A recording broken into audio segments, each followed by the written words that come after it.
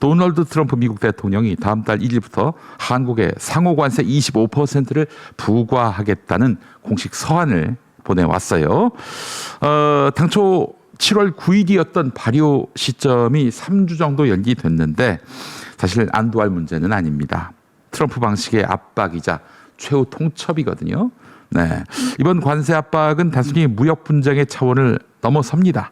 트럼프 행정부는 소고기 등 농산물 시장의 개방, 온라인 플랫폼 규제 완화, 방위비 분담금 증액, 액화 천연가스 수입 확대 등 다층적인 요구를 지금 해오고 있어요. 결국 자기들의 이익을 극대화하기 위해서 관세 인상이라는 극약 처방으로 자기보다 약한 나라를 압박하고 있습니다. 그러니까 미국의 이익을 극대화해. 그러면 관세에 관해서 논의할 여지가 있어.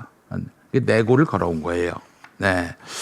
자, 참 큰일입니다. 정부의 그 대응이 그래서 매우 주목되는데요. 우리가 미국을 깡패 국가라고 지탄만 할 일은 아닌 것 같아요. 이달 안에 미국이 납득할 수 있는 협상안을 내놓지 않으면, 즉 미국의 이익을 극대화시키는 방안을 내놓지 못한다면, 트럼프가 봤을 때 마음에 들 만한 협상안을 내놓지 못한다면 철강과 자동차를 넘어서 한국의 수출 기반 자체가 흔들릴 수 있다는 점은 외면할 수 없는 현실입니다. 관세 협상으로 먹구름이 드리워진 게 아닙니다. 이미 주요 기업들은 소나기를 맞고 있는 중입니다. 이미 먹구름 정도가 아니라 소나기가 내리고 있다. 이렇게 말씀드릴 수 있다는 것이죠. 삼성전자의 2분기 영업이익 어제 발표가 됐는데 4조 6천억 원으로 전년 대비 절반 이상 감소했습니다. LG전자 역시 6,391억 원에 그쳐서 9년 만에 최악의 분기 성적표를 받았습니다. 어닝 쇼크라고 하지요. 어닝 쇼크. 네, 외풍에 취약한 산업 기반과 글로벌 질서 변화에 적응하지 못해서 어닝 쇼크가 닥쳐왔습니다. 이게 현실이 됐습니다. 통상 환경의 급변 속에서 산업 체질 개선 없이 외교만으로 버티는 것은 한계 상황에 왔다. 이렇게 우리가 받아들여야 할 것입니다. 자, 그렇다면은 관세 유예를 넘어서 실익과 신뢰를 조정하는 구조적인 대응이 돼야 할 텐데 어제 대통령실도 이것 때문에 머리를 싸맸습니다. 근데 지금 이 윤석열이가 임명한 장차관들, 그들과 머리를 싸맸는데 이 대통령이 참 속이 답답했겠어요.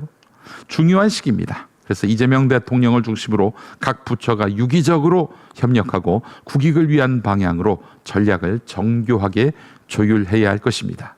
자, 그건 그런데 미국도 생각을 해야 합니다.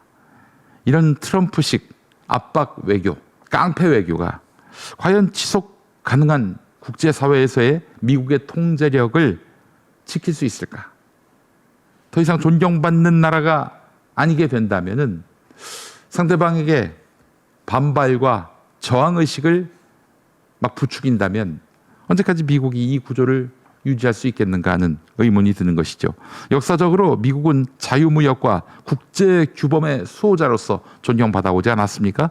국제질서의 롤메이커이자 룰메이커였습니다. 동맹국과의 신뢰를 중시하는 외교를 펼쳐왔지요. 사실은 저쪽 공산진영과 자유진영의 대립이 심화됐던 80년대 말까지는 자유진영에 속한 나라에게 펑펑 퍼주던 미국이었습니다. 근데 공산진영이 무너지니까 그때부터 세계 제1의 경찰국가가 된 이후로는 지배국가처럼 대하고 있어요. 동맹국을. 동맹과의 무역 갈등, WTO 등 다자 질서를 무시하는 일들 허다하지 않았습니까? 그래서 이거 참 이렇게 일방적인 미국의 태도는 그동안 미국에 대한 존경심을 지우게 만들죠. 트럼프 시절 관세 인상 대상에 캐나다, 유럽연합, 일본 같은 오랜 동맹국까지 포함시켰는데 안보 동맹과 경제 협력은 분리해야 한다. 이 원칙을 처음 천명한 정권이 바로 트럼프였습니다. 동맹국은 미국을 더 이상 믿고 따를 수 없는 나라로 인식하게 됐고요. 이런 불신은 장기적인 안보 협력에도 균열을 낳게 됩니다. 트럼프의 통상 압력은 중국 견제를 위한 국제 공조를 오히려 어렵게 만들고 있습니다. 지금 트럼프가 가장 경계하는 나라가 중국 아니겠습니까? 그래서 동맹국들한테 함께 중국을 견제하자 이러고 있어요. 그런데 자꾸 미국이 이렇게 깡패짓을 하게 되면은 언제까지 미국 편에 서고 미국의 이익을 위해서 협력하겠습니까? 동맹국이 미국에 실망하고 자국 중심의 독자적인 전략을 세우거나 중국과의 협력 가능성을 열어두게 되면 미국의 전략적 영향력이 좁아지게 되겠지요.